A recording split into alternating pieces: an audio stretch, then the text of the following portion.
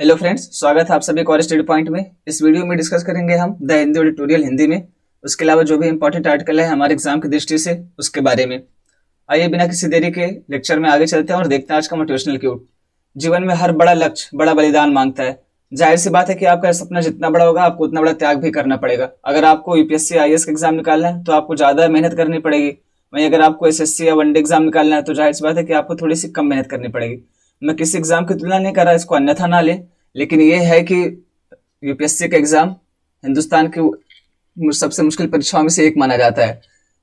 ये सही है कि सबका अपना अलग अलग सपना है, किसी को एसएससी में जाना है, किसी को आईएएस में जाना है, तो उस बेस पे मैं तुलना नहीं कर रहा। लेकिन ये है कि यूपीएससी के एग्जाम में जीएस का पेपर लिखना होता है, एसएससी के एग्जाम ऐसा नहीं होता, तो जाहिर सी बात है कि ये मुश्किल माना जाता है यूपीएससी का एग्जाम। तो वही कहा जा रहा है यहाँ पे कि जितना बड़ा लक्ष्य होगा आपको उतना ज्यादा त्याग करना पड़ेगा, उतना बड़ा बलिदान मांगता है वो लक्ष्य। और अगर आप इस लक्ष्य को पाना चाहते हो तो आपको त्याग करना ही पड़ेगा। अगर आप त्याग नहीं करते हैं तो ये लक्ष्य जो है आपको नहीं मिलेगा और इसको कोई और लेकर के चला जाएगा। क्योंकि कंपटीशन आज के टाइम पे इतना ज्यादा है, आप नहीं करेंगे तो कोई और करेगा। आप करें या ना करें, सामने वाला तो कर ही रहा ना। आपके पास बहाने 10 बहाने हैं, एक्सक्यूजेज हैं, पर सामने वाला तो अपनी तरफ से लगा हुआ है, वो नहीं ना बहानेबाजी कर रहा है। तो जब भी आप और उसका सामना होगा तो जाहिर सी बात है कि वही जीतेगा। एक लड़का है कि साल भर मेहनत कर रहा है, लगातार पढ़ रहा है, वो सारी चीजें कर रहा है, प्रैक्टिस सेट कर रहा है, पीवाईक्यू लगा रहा है, टेस्ट सीरीज दे रहा है, एग्जाम से पहले सीसेट को भी ध्यान में रख के चल रहा है। तो जाहिर सी बात है कि जब वो एग्जाम में बैठेगा तो आपसे अच्छा प्रदर्शन करेगा, क्योंकि आप सीसेट पे ध्यान नहीं दे रहे, आप टेस्ट सीरीज नहीं लगा रहे या आप लापरवाही से पढ़ रहे हैं। तो जब भी आपका और उसका सामना होगा तो वही जीतेगा। इसलिए अगर जीवन में बड़ा लक्ष्य चाहिए तो आपको बड़ा बलिदान भी देना पड़ेगा। यही कहा जा रहा है इस वीडियो में। आइए देखते हैं आज का इंपॉर्टेंट डे क्या है। आज 31 मई है, तो आज है तंबाकू रोधी दिवस या विश्व तंबाकू निषेध दिवस। ये क्यों मनाया जाता है? तो तंबाकू से होने वाले स्वास्थ्य संबंधी समस्याओं के बारे में लोगों को शिक्षित करने के लिए इसको मनाया जाता है। 2023 की थीम क्या है? हमें भोजन चाहिए, तंबाकू नहीं। We need food not tobacco, ये 2023 की थीम है। आइए देखते हैं पहला आर्टिकल। इसमें है क्या? DGCA directorate general of civil aviation ने हेलीपोर्ट लाइसेंस देने की प्रक्रिया को सरल बनाया है।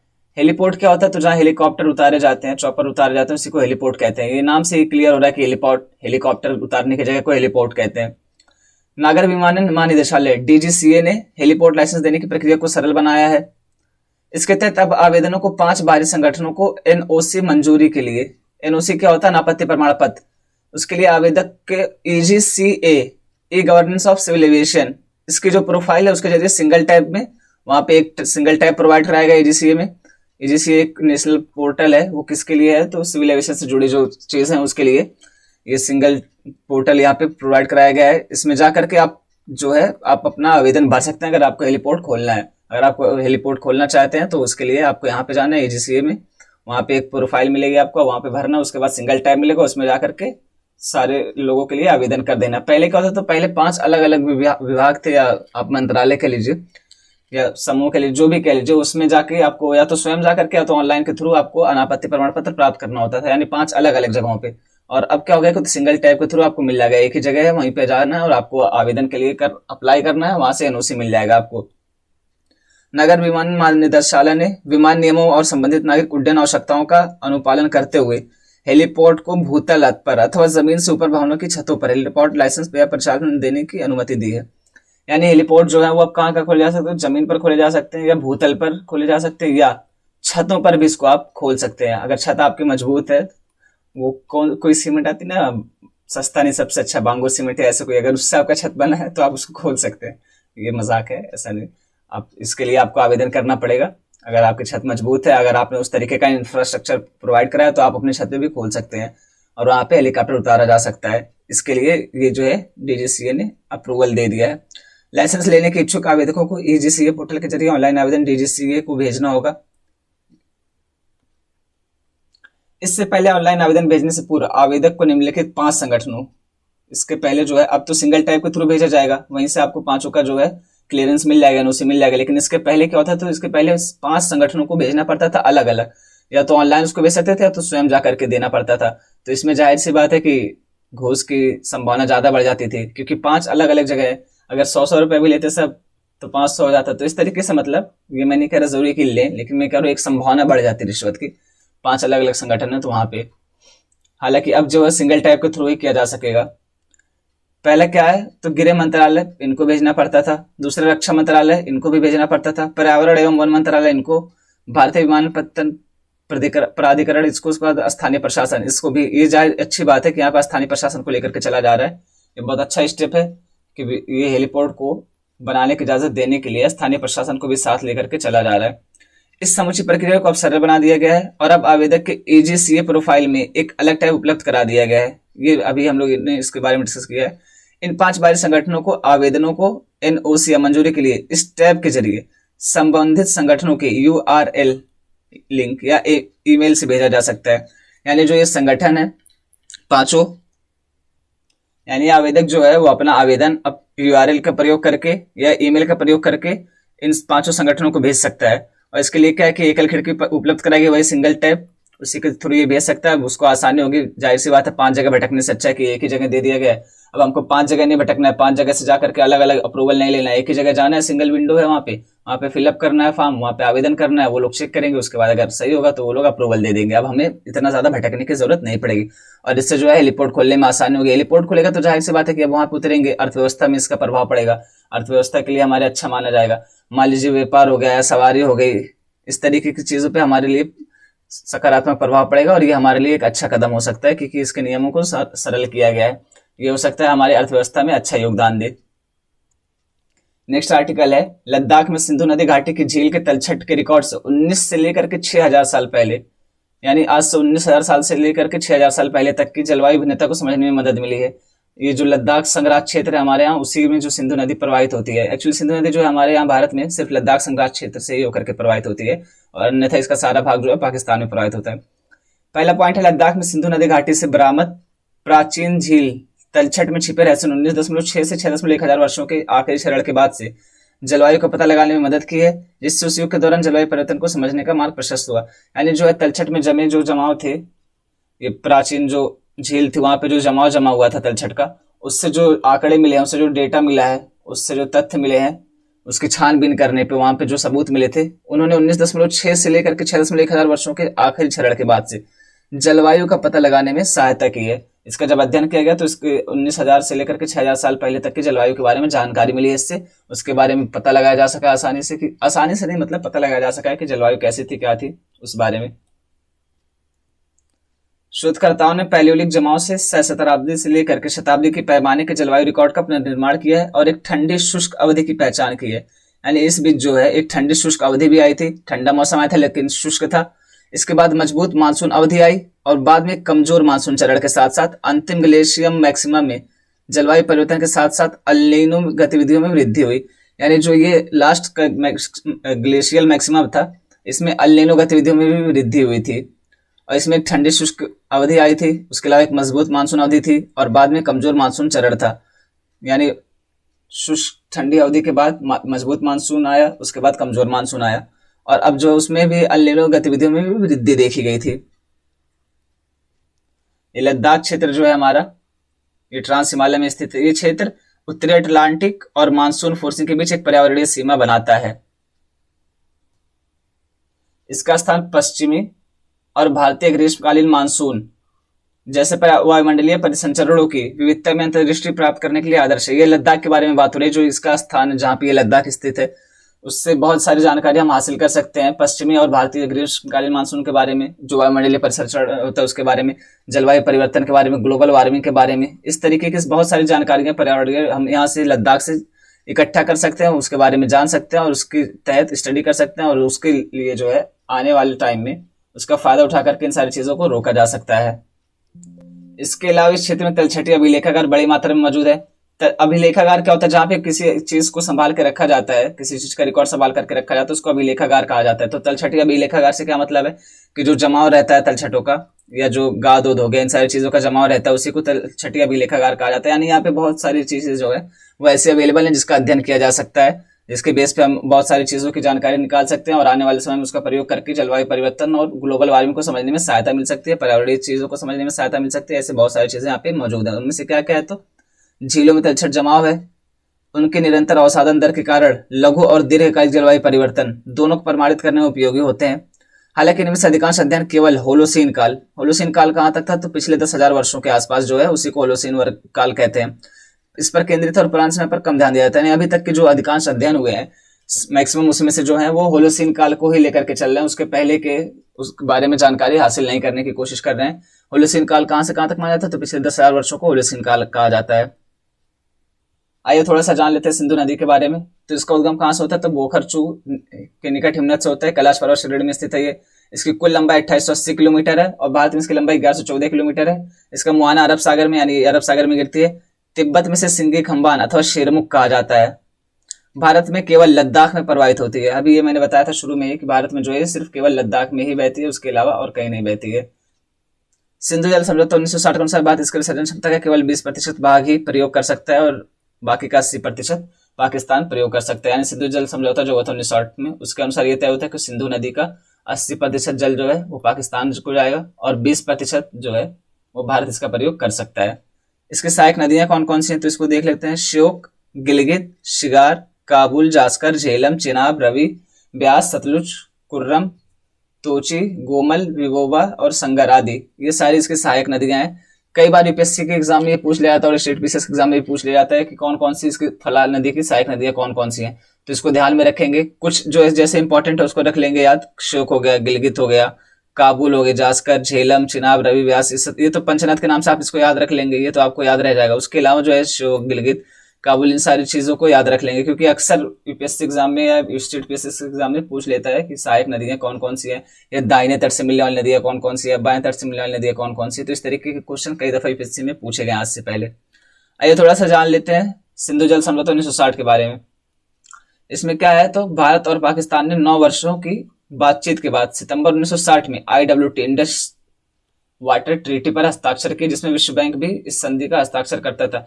एक्चुअली ये क्या था कि विश्व बैंक जो था, वर्ल्ड बैंक, इसी ने मध्यस्थता की थी संधि की, यानी यही दोनों को राज्य करके लेके आया था, इसी ने संधि कराई थी, इसी को कहा गया है विश्व बैंक जो है, इसने भी हस्ताक्षर किए थे।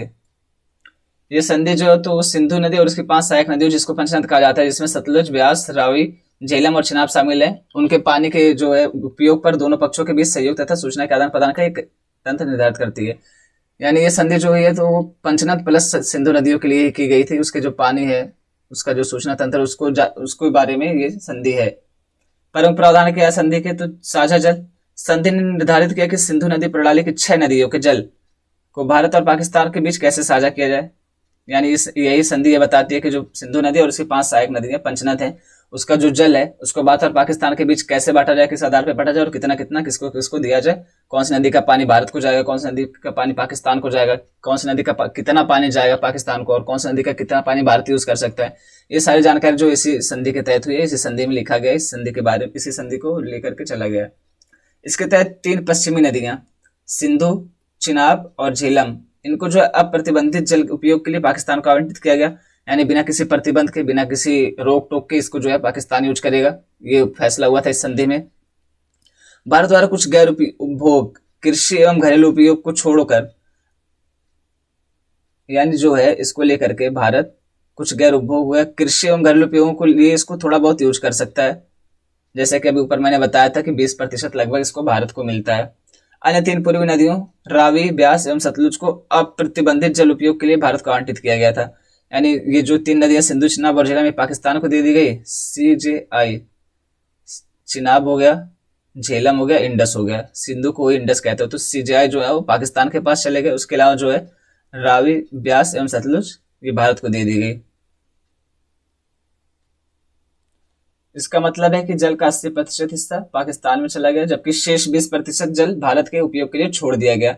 ये पॉइंट हम लोग कब से डिस्कस कर रहे हैं, डिस्कस हो चुका है। अस्थायी सिंधु आयोग, इस संधि में प्रावधान था अस्थायी सिंधु आयोग के बारे में। इसके लिए जो है दोनों देशों के अस्थायी आयुक्त मिलेंगे और ये अस्थायी सिंधु आयोग की स्थापना करेंगे। इसकी स्थापना जो है करने के बाद ये आयोग वर्ष में कम से कम न्यूनतम 1 बार तो मिलेगा ही मिलेगा, और जरूरत पड़े तो 1 बार से अधिक बार भी मिल सकता है, लेकिन न्यूनतम 1 बार इसको मिलना ही मिलना। हालांकि अभी इसको सही से लेकर के चल नहीं रहे हैं, इसकी मीटिंग जो है वो हो नहीं रही है काफी टाइम से। ये जो है एक बहुत बड़ा पॉइंट बना हुआ है, मुद्दा बना हुआ है, क्योंकि ये सही से पाकिस्तान हमारे साथ रिलेशन लेके चलता ही नहीं है। अक्सर उल्टी सीधी हरकतें करता रहता है। कभी उनके आतंकवादी जो है जम्मू कश्मीर में गड्ढा खोद करके, सुरंग खोद करके हमारे अंदर आने की कोशिश करेंगे, कभी लोग ड्रोन भेज देंगे। तो इस तरीके के देश के साथ कौन जाएगा यार अस्थायी सिंधु आयोग में, कौन जाएगा इनसे मीटिंग करने। इन लोगों को खुद टैकल करना चाहिए, अपने देश को लेकर के सही से चलना चाहिए। जो वहाँ पे आतंकवादी उनके ऊपर रोक लगानी चाहिए, नहीं तो फिर से TF की ग्रे लिस्ट में और हो सकता है कि आगे चल करके ब्लैक लिस्ट में भी आ जाए। उससे भी पाकिस्तान की हालत अभी बहुत खस्ता हो गई है। देख रहे हैं देश जो है कगार पे आ गया है कि वो भी दिवालिया घोषित हो जाएगा श्रीलंका की तरह। लेकिन फिर भी इन लोग की हरकतें नहीं सुधर रही, इनको बस हमारी पड़ी, अपनी देख ही नहीं रहे जाहिल कहीं के सब। अरे यार अपने देश को लेकर के चलो ना, ये इंडिया के पीछे काहे लग पड़े हो? इंडिया तो अपने लेकर के चल रहा है, इतना अच्छे से विश्व गुरु बनने की राह पे हम लोग अग्रसर हैं। तो आप अपने देश को देखिए। इसी ये वजह है कि जो इसकी कम से कम एक बार मीटिंग होने के, ये लिखा गया है इस संधि में कि कम से कम एक बार मीटिंग होनी चाहिए, उसके बाद भी मीटिंग हो नहीं रही है। नदियों पर अधिकार, झेलम, चिनाब और सिंधु के पानी पर पाकिस्तान का अधिकार है। IWT के अनुलग्न सी में भारत को कुछ कृषि उपयोग की अनुमति है, जबकि अनुलग्नक डी में इससे रन ऑफ द रिवर जल विद्युत परियोजनाओं का निर्माण करने की अनुमति देता है। रन ऑफ द रिवर क्या होता है? तो जल, जो ये नदी का पानी होता है बहता हुआ, उसी के ऊपर जल विद्युत बनाने के लिए जो प्लांट लगाया जाता है उसी को run of the river project कहते हैं। तो उसकी भी इजाजत देता है अनुलग्नक डी जो है इसका, और अनुलग्नक सी जो है वो कृषि उपयोग के लिए इसको इजाजत देता है भारत को, जिसका अर्थ है कि पानी के भंडारण की आवश्यकता नहीं है। अगर दोनों देशों के बीच कोई विवाद होता है, कोई मुद्दा होता है, कोई झगड़ा होता है, तो उसको कैसे सुलझाया जाएगा उसका भी प्रावधान किया गया था इसमें। IWT Indus water treaty Sindhu जल संधि के अनुच्छेद 9 इसके तहत 3 चरण वाला विवाद समाधान तंत्र भी प्रदान करता है। यानी जो IWT 1960 में था उसके तहत विवाद होने पर 3 चरणों वाला विवाद समाधान तंत्र की व्यवस्था की गई थी। दोनों पक्षों के प्रश्नों का समाधान अस्थायी आयोग में किया जा सकता है। ये जो अभी अस्थायी आयोग यहाँ पे हम लोगों ने डिस्कस किया था, ये अस्थायी सिंधु आयोग, इसमें किया जा सकता है। या इसके अलावा इन्हें अंतर सरकारी स्तर पर भी उठाया जा सकता है। जल बंटवारे को लेकर देशों के बीच अनसुलझे प्रश्नों या मतभेदों, जैसे तकनीकी मतभेद के मामले में कोई विपक्ष निर्णय लेने के लिए तटस्थ विशेषज्ञ क्या है, जो ना तो पाकिस्तान की तरफ से फैसला दे, ना इंडिया की तरफ से फैसला दे, ना इसकी तरफ से, ना हमारी तरफ से हो। ये जो है तटस्थ रहे और जो सही हो अपनी जगह उसके हक में फैसला दे, ना कि पाकिस्तान की तरफ जाकर के फैसला दे या इंडिया की तरफ आकर के फैसला दे। तटस्थ विशेषज्ञ हो, जानकार हो इस चीज का, ये भी नहीं कि किसी को भी उठा करके और उस पर बिठा दिया अपने हक में फैसला लेने के लिए। जो उसका जानकार, उस बारे में जानता हो, उससे जुड़ा हो उस फील्ड से, और तटस्थता बनाए रख के उसके ऊपर विश्वास किया जाए। ये नहीं हो कि कोई देश एलिगेशन लगा रहे कि ये जो है आप लेकर के आए हैं, हम इसको नहीं मानेंगे, तो फिर कोई फायदा तो होगा ही नहीं। उसकी नियुक्ति है तो विश्व बैंक से संपर्क कर सकते हैं। यानी इसको जो है कोई दोनों देश में से, इंडिया और पाकिस्तान में से, इसको कोई अपने से नियुक्त नहीं करेगा। अगर आपको तटस्थ विशेषज्ञ चाहिए तो आप वर्ल्ड बैंक से बात करें, वो ला करके देगा, क्योंकि वर्ल्ड बैंक जो मध्यस्थ था तो जाहिर सी बात है कि उसी का हक बनता है इसको सुलझाए। इसलिए उसने ये प्रावधान किया गया था कि अगर ऐसा कोई मुद्दा बनता है तो तटस्थ विशेषज्ञ जो है वो वर्ल्ड बैंक ला करके देगा और आप दोनों को इसका फैसला मानना पड़ेगा। ये प्रावधान इसमें किया गया था। अंततः यदि कोई पक्ष NA न्यूट्रल एक्सपर्ट के निर्णय से संतुष्ट नहीं है, यानी ये तटस्थ विशेषज्ञ के निर्णय से संतुष्ट नहीं है, या संधि की व्याख्या और सीमा विवाद के मामले में मामलों को मध्यस्थता न्यायालय में भेजा जा सकता है। यानी अगर मान लीजिए तटस्थ विशेषज्ञ जो है, न्यूट्रल एक्सपर्ट जो है, इसने कोई फैसला दिया और मुझे लगता है कि मेरे हक में नहीं है या सही नहीं है, या इसे ये किसी से इन्फ्लुएंस होकर के दे रहा है, ये गलत फैसला दे रहा है, और मैं इससे संतुष्ट नहीं हूँ, तो इस स्थिति में या कोई और सीमा विवाद हो जाता है या अन्य मामला हो जाता है, तो उसको लेकर के मध्यस्थता न्यायालय में भी जाया जा सकता है। नेक्स्ट आर्टिकल है the short history of a large note, यानी बड़े नोटों के एक संक्षिप्त इतिहास। इसके बारे में देखते हैं। 19 मई 2023 को RBI द्वारा 2000 के नोट को परिचालन से बाहर करने की बात कही गई, यानी बंद करने की घोषणा की गई। यह सितंबर 2023 से जो है इसको 2000 के नोट को अर्थव्यवस्था से बाहर कर दिया जाएगा। इसको लेखक ने जो है एक दुखद अध्याय को बंद होने की बात कही है, क्योंकि जो डिमोनेटाइजेशन हुआ था, विमुद्रीकरण हुआ था उस समय 2016 में, उस समय जो है बहुत सारे लोग परेशान हुए थे। ATM की लाइन में हजारों लोग लगे हुए थे, एक दिन में 2000 से ज़्यादा नहीं निकाल पा रहे थे, और बहुत अपना ही पैसा जो है अपने से यूज़ नहीं कर पा रहे थे, बहुत दिक्कत हो रही थी उनको। इस वजह से इसको जो है लेखक ने दुखद अध्याय का है। 2018-19 से 2000 के नए नोट छापना बंद हो गए थे, यानी जो 2018-19 का है वहीं से 2000 के नए नोट छपना बंद हो गए थे। इसी से ये उम्मीद जताई जा रही थी कि आगे चल करके इसको परिचालन से बाहर कर दिया जाएगा, अर्थव्यवस्था से बाहर कर दिया जाएगा। 2016 में 2000 की नोट छपी गई थी, यानी 2016 में पहली बार नई नोट छापी गई थी 2000 की। 8 नवंबर 2016 को 2000 के नोट का कुल भंडार 94,660 करोड़ था। यह स्पेसिफाइड बैंक नोट का जो वापस ली गई थी, यानी जो नोट वापस ली गई थी 1000 की या 500 की या 100 की, जो भी नोट वापस ली गई थी, उसका मिलाकर के मात्र 6% ही था जो 2000 की नई नोट छपी थी। RBI ने 2000 के नोट को एक नए आकार में प्रिंट किया था। सामान्यतः ATM में 4 कैसेट होती हैं, यानी जो हम ATM में जाकर के पैसा निकालते हैं उसमें जो पैसा डाला जाता है वो 4 तरीके का फॉर्मेट रहता है, 4 कैसेट रहते हैं, उसमें अलग अलग तरीके से डाला जाता है। यानी 500 के नोट को जो है अलग कैसेट में डाला जाता है, इसके लिए 2 कैसेट होती हैं। 100 के नोट को अलग कैसेट में डाला जाता है, इसके लिए एक कैसेट होती है। और 1000 के नोट को अलग कैसेट में डाला जाता है, इसके लिए भी 1 कैसेट होती है। 2000 का नोट किसी कैसेट में फिट नहीं हो रहा था, क्योंकि 2000 का नोट जो है एक नए आकार में छपा था। अब वो जो है पहले से 500, 1000 के और 100 के नोट के लिए जो बना हुआ था उसमें ये फिट ही नहीं हो रहा था। तो अब ये समस्या है कि इसको कैसे एटीएम में डाला जाए, इसका विड्रॉल कैसे हो, फंस जाएगा।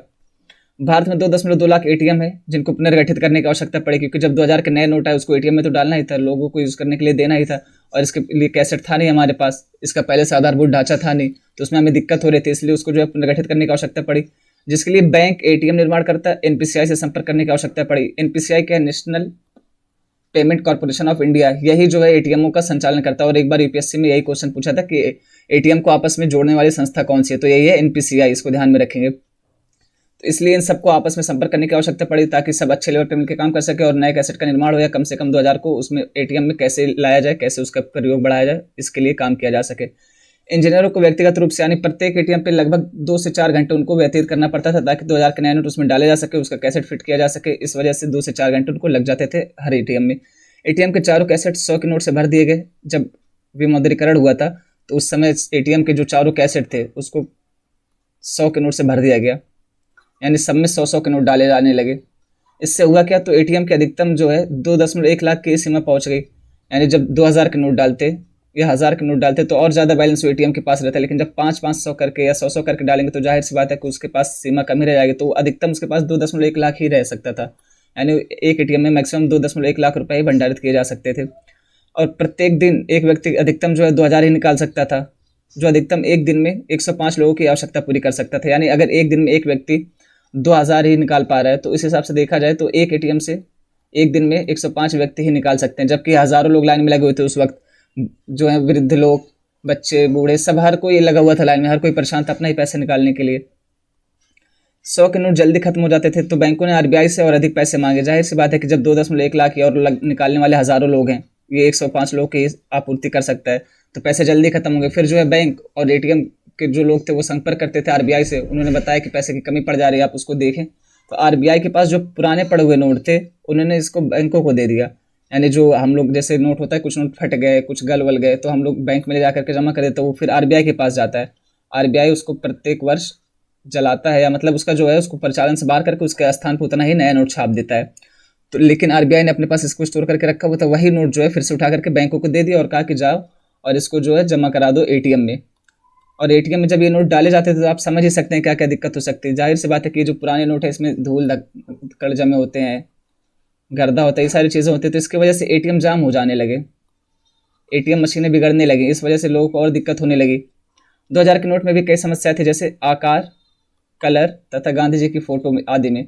अब इसमें कई नोट ऐसे सामने आए थे जिसमें गांधी जी की फोटो का शेडो बन रहा था, कुछ के कलर में जो है डिफरेंस होता था, कुछ नोट कई कलर दूसरे कलर के होते थे हल्की, और कुछ नोट थोड़ा गाढ़े कलर की हो गई थी, आकार भी इसका थोड़ा बहुत छोटा बड़ा हो जाता। तो इस वजह से लोग कंफ्यूज हो गए कि कौन सा नोट सही है कौन सा गलत है, और इसका फायदा उठा करके क्रिमिनल लोग जो थे, तस्करी करने वाले थे, उन्होंने ग्रामीण इलाकों में किसानों को ठगा। इसके क्योंकि वो लोग जो है 2000 के नोट का एकदम जीरोक्स ले आते थे अच्छा क्वालिटी वाला, और इस वजह से उनको ठग लेते थे। उनको इतनी जानकारी थी नहीं बेचारे, वो 2000 की जगह 1800 रुपये ही ले लेते थे। इस तरीके से करते थे ताकि उनको एटीएम की लाइन में ना लगना पड़े। यानी लोगों को विमुद्रीकरण के दौरान बहुत सारी समस्याओं का सामना करना पड़ा, ये लेख बता रहे इसमें। इसके बाद 2000 के नोट को खर्च करना मुश्किल था। ये तो आप सबने फील किया होगा कि 2000 के नोट इतनी बढ़िया छुट्टा कोई देता ही नहीं है, कहीं भी लेके जाओ, अरे भैया ये नहीं यार दूसरा दे दो, छुट्टा दे दो, इस तरीके से सब करते हैं। तो यार 2000 की नोट इतनी बड़ी मानी जाती थी कि उसका जो है छुट्टा भी नहीं मिलता था, उसको खर्च करना मुश्किल हो जाता था। उसको खर्च करने से पहले सोचना पड़ता था कि कम से कम कितने का सामान लें कि इसका छुट्टा मिल जाए। नए नोट की आवश्यकता क्यों थी, इसके बारे में सरकार ने कोई स्पष्ट जवाब तो नहीं दिया कि नए नोट क्यों छापी गई, उसके पीछे क्या कारण था। हाँ, हालांकि सरकार ने कहा था कि जो तस्करी होती है, जो अवैध संपत्ति है, वो ज़्यादातर 1000 और 500 के नोट के रूप में है, इसलिए सरकार ने इनको बैन करने की बात कही थी और इसकी जगह नई संपत्ति, नई मुद्रा लाने की बात कही थी, और इसके जगह जो 2000 के नोट को पब्लिश करने या प्रिंट करने की बात कही थी। 7 अक्टूबर 2014 को आरबीआई ने सुझाया था, ये 7 अक्टूबर 2014 को आरबीआई ने कहा था केंद्र सरकार से कि ये जो आप करने जा रहे हैं विमुद्रीकरण, ये इन्फ्लेशन यानी मुद्रास्फीति को बढ़ावा देगा और अर्थव्यवस्था के लिए नकारात्मक होगा, और हमारे जो मुद्रा का वैल्यू है, हमारे रुपए की वैल्यू, उसको भी गिरा देगा, हमें बहुत दिक्कत हो जाएगी इससे। लेकिन केंद्र सरकार ने इन सुझावों को नहीं माना और 18 मई 2016 को आरबीआई को 2000 के नए नोट जारी करने का आदेश दे दिया। 31 मार्च 2018 को 2000 की नोट 37.3% थी, जो कि 31 मार्च 2023 को 10.8% रहेगी। यानी जो 2016 में 2000 की नोट छपी थी, उसके बाद 31 मार्च 2018 को ये कुल नोट जो प्रचलन में थी अपने हमारे अर्थव्यवस्था में, उसका 37.3% 2000 की नोट थी। लेकिन ये घटते हुए 31 मार्च 2023 को 10.8% रह गई। आरबीआई के गवर्नर ने ये कहा अभी हाल ही में एक प्रेस कॉन्फ्रेंस में कि सितंबर 2023 के बाद इन नोटों का क्या होगा मुझे अभी नहीं पता। इस बारे में कुछ कहा नहीं जा सकता, कोई क्लियर विजन नहीं है, कोई स्पष्ट रूप से इसके बारे में डिसाइड अभी नहीं किया गया है। इस वजह से लोगों के मन में और आशंका आ रही है, जो निवेशक है, विदेशी निवेशक हो गए या घरेलू निवेशक है, उनके मन में और आशंका आ रही है कि अभी निवेश करें कि नहीं करें, पता नहीं क्या होगा क्या नहीं होगा, मार्केट स्टेबल रहेगी या नहीं रहेगी। इस वजह से बहुत सारी दिक्कत हो रही है। इस तरीके का स्टेटमेंट जो है कंडीशन को बद से बदतर बना दिया है। अब लोग जो है यहाँ पे इन्वेस्ट करने से बच रहे हैं और यूएसए ने अपना वो इंटरेस्ट रेट बढ़ा दिया है, वहाँ पे लोग जा रहे हैं। इस वजह से अर्थव्यवस्था में उच्चतम नोट अर्थव्यवस्था की शाख बनाए रखने के काम आती है। यानी जो उच्चतम नोट होते हैं हमारी अर्थव्यवस्था में मैक्सिमम हाईएस्ट वैल्यू जो होती है, जैसे अभी इस समय 2000 की है और सितंबर 2023 के बाद वो रह जाएगी 500 की, क्योंकि हमारे पास 1000 की नोट तो है नहीं। तो ये अर्थव्यवस्था की शाख बनाए रखने में बहुत महत्वपूर्ण काम करती है। यानी इसको दिन प्रतिदिन के यूज़ में बहुत कम इस्तेमाल किया जाता है, लेकिन जो अर्थव्यवस्था की शाख है हमारी मार्केट वैल्यू, उसको बनाए रखने में ये ज़्यादा यूज होती है। जीडीपी से कैश रेशियो बनाए रखना होता है, उसमें ये काम आती है।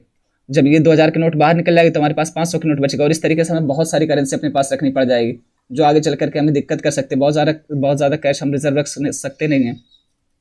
ये वजह आरबीआई ने 2014 में सरकार को 5000 तथा 10,000 के नए नोट जारी करने की सलाह दी थी ताकि साख बनी रहे। यानी आरबीआई ने 2014 में केंद्र सरकार को सलाह दी थी कि अगर आप डिमोनेटाइजेशन कर रहे हैं, विमुद्रीकरण कर रहे हैं, तो आप 5000 और 10,000 के नोट जारी कर दीजिए। उससे होगा ये कि हम अपने पास बैलेंस रख लेंगे और वो साख बनी रह जाएगी, हमारी मार्केट वैल्यू गिरेगी नहीं, हमारी मुद्रक वैल्यू थोड़ी कम गिरेगी। इस वजह से आरबीआई ने 5000 और 10,000 के नोट जारी करने की सलाह दी थी, लेकिन केंद्र सरकार ने इसकी जगह 2000 के नोट जारी करने की बात कही। जीडीपी से कैश रेशियो 2015-16 में 12% था, जो कि 2020-21 में 14% हो गया, तथा 2021-22 में 13.3%। यानी जीडीपी की तुलना में हमारी जितनी जीडीपी होती है उसकी तुलना में हमें कुछ प्रतिशत, कुछ अनुपात हमें कैश रखना पड़ता है अपनी अर्थव्यवस्था में, ताकि मार्केट बेहतर बनी रहे, मार्केट चलती रहे, मार्केट कोलैप्स ना करे। तो ये जो है 2015-16 में 12% था कैश रिजर्व रेशियो, 2020-21 में कैश रेशियो जो है जीडीपी से 14% हो गया, तो 2021-22 में 13.3% हो गया। और इसको अब 500 के नोट में रखना चाहेंगे तो बहुत दिक्कत हो जाएगी। ऐसे में बिना 1000, 5000 या 10,000 के नए नोटों के मुद्रण के आरबीआई इसको मैनेज कर पाएगी। ये सवाल पूछ रहे हैं कि क्या ऐसा हो सकता है कि अगर ये जो कैश रेशियो बना हुआ है जीडीपी से, इसको मैनेज करने के लिए बिना नए नोट के इसको मैनेज किया जा सकता है 500 की वही नोट जो चल रही है उसी से? क्या उससे दिक्कत नहीं होगी? क्या उससे मार्केट पे इम्पैक्ट नहीं पड़ेगा? कोलैप्स नहीं हो जाएगी मार्केट या और कोई अन्य समस्या नहीं आएगी? इसका एक विकल्प डिजिटल करेंसी है। अब डिजिटल करेंसी तो है उसका विकल्प कि आप नए नोट प्रिंट ना करें, डिजिटल करेंसी को लेकर के आगे बढ़े, लेकिन इसमें अभी बहुत सारी समस्याएं हैं। जैसे अभी इसका जो है दुरुपयोग हो सकता है आतंकवाद संबंधी गतिविधियों में। ये स्थिर करेंसी नहीं है, पता नहीं इसकी वैल्यू कब गिर जाती है, कब बढ़ जाती है, कोई पता नहीं है। जैसे एलोन मस्क साहब ने एक स्टेटमेंट दिया कि वो टेस्ला में डिजिटल करेंसी को एक्सेप्ट करेंगे, बिटकॉइन को एक्सेप्ट करेंगे। तो बिटकॉइन जो है उसकी वैल्यू एकदम अचानक से बढ़ गई। फिर कुछ दिन बाद एलोन मस्क साहब आए और उन्होंने कहा कि वो नहीं एक्सेप्ट करेंगे बिटकॉइन को, फिर से बिटकॉइन की वैल्यू एकदम गिर गई। तो इस तरीके से जो है अस्थिरता बहुत ज़्यादा बनी रहती है, उससे मार्केट पे नेगेटिव इम्पैक्ट पड़ता है, हमारी मार्केट कोलैप्स कर सकती है। नेक्स्ट आर्टिकल है इंडिया के टॉय सेक्टर के बारे में, खिलौना के बारे में, खिलौना उद्योग जो है भारत का, उसके बारे में बात की जा रही है यहाँ पे। आइए देखते हैं इसके बारे में। भारत हाल ही में खिलौना का निर्यातक बन गया है। अभी 2020-21 और 2021-22 में जो है भारत खिलौने का टोटल निर्यातक बन गया है। इसके पहले हम लोग आयातक थे, अभी इन 2 सालों में हम लोग खिलौने को टोटल निर्यात कर रहे हैं। यानी हमारा जो आयात है खिलौने का, उससे जो निर्यात हुआ अधिक है, निर्यात अधिक है और आयात कम है। इस वजह से हम व्यापार अधिशेष में हैं और ये हमारे लिए बहुत अच्छी बात है, किसी भी अर्थव्यवस्था के लिए अच्छी बात होती है व्यापार अधिशेष में रहना। 2018-19 में 2018-19 से 2021-22 निर्यात 109 मिलियन से बढ़कर 177 मिलियन पहुंच गया और आयात 371 मिलियन से घटकर 110 मिलियन रह गया है। ये बहुत अच्छी बात है कि आयात घट रहा है और निर्यात बढ़ रहा है। आप देख सकते हैं कि यहाँ पे अंततः जो है निर्यात अधिकार है, तो इसकी वजह से हमारी अर्थव्यवस्था को फायदा होगा, हमारी अर्थव्यवस्था को एक्सपेंड होगा। इस वजज से हमारे लिए बहुत सारी इंपॉर्टेंस बन रही है इसकी टॉय उद्योग की, खिलौना उद्योग की। इसका श्रेय मेक इन इंडिया जैसे पहल को दिया जा रहा है। कुछ लोग इसका श्रेय जो है मेक इन इंडिया पहल को दे रहे हैं कि मेक इन इंडिया जैसी इनिशिएटिव जो आई है, हमारे ही देश के अंदर उसको उत्पादन किया जाए, हमारे देश के भीतर खिलौनों का उत्पादन किया जाए, या इस तरीके की बहुत सारी विनिर्माण वस्तुएं जो हमारे देश के भीतर बनाई जाए। मेक इन इंडिया का पहले यही था, ये 2014 में लॉन्च की गई थी। तो कुछ लोग इसके को श्रेय दे रहे, किसी के नाते ऐसा हुआ है। 2015-16 में नवीनतम उपलब्ध आंकड़े, खिलौना उद्योग में 15,000 इंटरप्राइजेज हैं जो 1688 करोड़ रुपए का उत्पादन किए थे और जिसमें 626 करोड़ की लागत लगी थी। यानी ये 2015-16 के आंकड़े हैं, इससे अभी नवीनतम आंकड़े उपलब्ध नहीं है। इससे ज़्यादा ये संगठित और असंगठित दोनों क्षेत्रों को मिलाकर के उपलब्ध आंकड़े आए हैं। इसमें जो है 15,000 इंटरप्राइजेस हैं टोटल। 1688 करोड़ का उत्पादन किया था इन लोगों ने 2015-16 में, और जिसमें 626 करोड़ की लागत लगी थी। इसमें 35,000 कार्यकर्ता शामिल हैं टॉय उद्योग में। 10 या अधिक कार्यकर्ता वाली रजिस्टर्ड कंपनियां, यानी ऐसी कंपनियां जिसमें 10 या उससे अधिक कार्यकर्ता शामिल हों, वो मात्र 1% है इस उद्योग में। और यही लोग 20% रोजगार दे रही हैं, 63% पूंजी का प्रयोग करती हैं और 77% उत्पादन करती हैं। यानी ऐसी कंपनियां जिसमें 10 या उससे अधिक लोग कार्य कर रहे हैं खिलौना उद्योग में, वो मात्र 1% है कुल कंपनियों का। और इसमें लगभग 20% लोग काम करते हैं, लगभग 63% पूंजी का प्रयोग यही कंपनियां करती हैं 1%, और 77% लगभग खिलौनों का उत्पादन यही करती हैं। एशिया तथा भारत के परिदृश्य क्या है? एशिया के औद्योगिक देशों ने खिलौने के निर्यात को प्रोत्साहित किया है जॉब निर्माण के लिए। यानी एशिया के जो देश हैं उनको लगता है कि जॉब निर्माण के लिए खिलौना उद्योग एक बेहतर विकल्प है, इसलिए उसको प्रोत्साहित किया जा रहा है, उसके बारे में सोचा जा रहा है, उसके लिए काम किया जा रहा है। जापान ने 1 शतक पहले से, यानी लगभग 100 साल पहले से जापान ने इस पर काम करना शुरू कर दिया था, और 1980 से चीन ने भी इसके बारे में काम करना शुरू कर दिया था। अब जो वियतनाम है वो भी इन्हीं के कदम पे चल रहा है, यानी कि और खिलौना उद्योग में इन्वेस्ट कर रहा है और उसको लेकर के आगे चल रहा है जॉब निर्माण के लिए। भारत ने इसके लिए 2 स्तर पर काम किए। पहला था आयात टैरिफ, यानी आयात पर टैरिफ लगा देना, जिससे कि खिलौने महंगे हो जाएं और भारतीय खिलौने जो है सस्ते हो जाएंगे और उसको लोग खरीदेंगे। बाहर से आने वाले खिलौना महंगा हो जाएगा तो उसको खरीदना थोड़ा सा कम कर देंगे या बंद कर देंगे, जिससे हमारे घरेलू उत्पादन को बढ़ावा मिलेगा। घरेलू खिलौने ज़्यादा खरीदे जाएंगे और हमारे यहाँ के निर्माणकर्ता जो उनको प्रोत्साहन मिलेगा। यह क्षेत्र अभी भी आलसी और बिखरा पड़ा हुआ है, यानी इस क्षेत्र में अभी भी पहले की तरह प्रोग्रेस नहीं देखी जा रही, जो अपेक्षित प्रोग्रेस है वो नहीं देखी जा रही। इसमें इस वजह से ये जो है असंगठित है, बिखरा पड़ा हुआ है। 1997 में उदारवादी सुधारों के कारण आरक्षण नीति खत्म कर दी गई। यानी पहले जो आरक्षण नीति चल रही थी, भारत में आरक्षण की नीति चलती थी कि इस उद्योग को जो है स्मॉल इंडस्ट्री के अंतर्गत आरक्षित किया गया था, उसको 1997 में उदारवादी सुधारों के कारण खत्म करना पड़ा। संगठित क्षेत्र में नए लोग आए जिन्होंने उत्पादन क्षमता बढ़ाई। यहाँ पे बधाई हो गया, मैं PDF में सही कर दूंगा, ये बढ़ाई रहेगा। परंतु असंगठित क्षेत्र में लोग वैसे ही बने रहे और जॉब खोने लगे। यानी उन्होंने उत्पादन क्षमता तो बढ़ा दी, जो नए लोग आए, प्राइवेट इंडस्ट्री घुसी या जो भी लोग आए, जो संगठित लोग घुसे उसमें, संगठित कंपनियां आई, उन्होंने उत्पादन क्षमता तो बढ़ा दी, लेकिन सतत रूप से इसको नहीं बढ़ा पाए और ये जॉब जो खो रही थी इसमें वो बनी रह गई, यानी जॉब लॉस होती रही इसमें। हालांकि एक अध्ययन से ज्ञात होता है कि असंगठित क्षेत्र का योगदान कम हुआ है। हालांकि असंगठित क्षेत्र का योगदान इस उद्योग में कम हुआ है, उसके बाद भी रोजगार निर्माण में यही आगे रहा है, यानी रोजगार देने में असंगठित क्षेत्र ही सबसे आगे रहा है इस उद्योग में। उद्योगों के आरक्षण नीति के बाद शुरुआत में कुछ सकारात्मक परिवर्तन होने के बाद इसमें सतत रूप से सुधार नहीं हुआ है। यानी वही जब नीति हटाई आरक्षण की तो इसमें शुरुआत में तो कुछ अच्छे परिवर्तन आए, कुछ अच्छी चीज़ें देखने को मिली, लेकिन अंततः इसको बरकरार नहीं रखा जा सका, सतत रूप से इसको लेकर के आगे नहीं चलाया जा सका। मात्र पिछले, अब यहाँ पे लेकर बता रहे हैं कि जो ये मेक इन इंडिया प्रोग्राम है इसी को ज़्यादा दे देना क्रेडिट, ये सही बात नहीं है, इसके पीछे और भी कारण है, ये लेखक कह रहे हैं, मैं नहीं कह रहा अपने मन से। तो इसमें ये बता रहे हैं मेक इन इंडिया प्रोग्राम को बहुत ज़्यादा क्रेडिट देना ये प्रीमैच्योर है, यानी अपरिपक्वता के लक्षण है, इसके पीछे और भी कई कारण हो सकते हैं। पिछले 2 वर्षों के डाटा के आधार पर पॉलिसी की सफलता को बताना अपरिपक्वता माना जा रहा है। खिलौना उद्योग निर्यात एक स्वागत योग्य कदम है, ये जाहिर सी बात है, किसी भी क्षेत्र में जो है निर्यात बढ़ेगा तो हमारे लिए स्वागत योग्य कदम ही होगा, वो हमारे लिए अच्छा ही होगा, हमारी अर्थव्यवस्था के लिए अच्छा होगा, हमारे लोगों के लिए अच्छा होगा। लेकिन ये संरक्षणवाद की नीति, यानी जो अभी भारत ने टैरिफ बढ़ाया था, आयात टैरिफ लगाया था उसके लिए, तथा कोविड-19 के कारण मालूम होता है, यानी कोविड-19 महामारी जब आई तो लोगों ने यहीं से करना शुरू कर दिया घरेलू उद्योग, और जो बाहर से आने वाले थे वो सब बंद हो गए, तो इस वजह से हो सकता है कि आयात में गिरावट आई हो। यह घरेलू निवेश तथा सतत उत्पादन के आधार पर प्रतीत नहीं होता है, यानी यहाँ पे जो ये हुई है, उत्पादन वृद्धि हुई है, निर्यात वृद्धि हुई है, इसके पीछे के जो कारण बता रहे लेखक, वो कह रहे कि ये इसलिए नहीं हुआ कि क्योंकि घरेलू उत्पादन इसमें बढ़ा था, इसमें सतत वृद्धि हुई थी या सतत उत्पादन हो रहा था, इस वजह से नहीं हुई, बल्कि कोविड-19 की वजह से हुई है और जो संरक्षणवाद की नीति है उसकी वजह से हुई है। उद्योग वर्ष 2000 से सिकुड़ रहा है, और अगर पिछले 2 वर्षों को छोड़ दें तो, यानी पिछले 2 वर्ष जो 2020-21 और 2021-22 बीता उसको छोड़ दें तो ये जो उद्योग है खिलौना उद्योग, वो 2000 से ही इसमें जो है सिकुड़न आ रही है, यानी कम होता जा रहा है, दिक्कत होती जा रही है इसको। आज का लेक्चर यहीं तक रखते हैं, थैंक यू।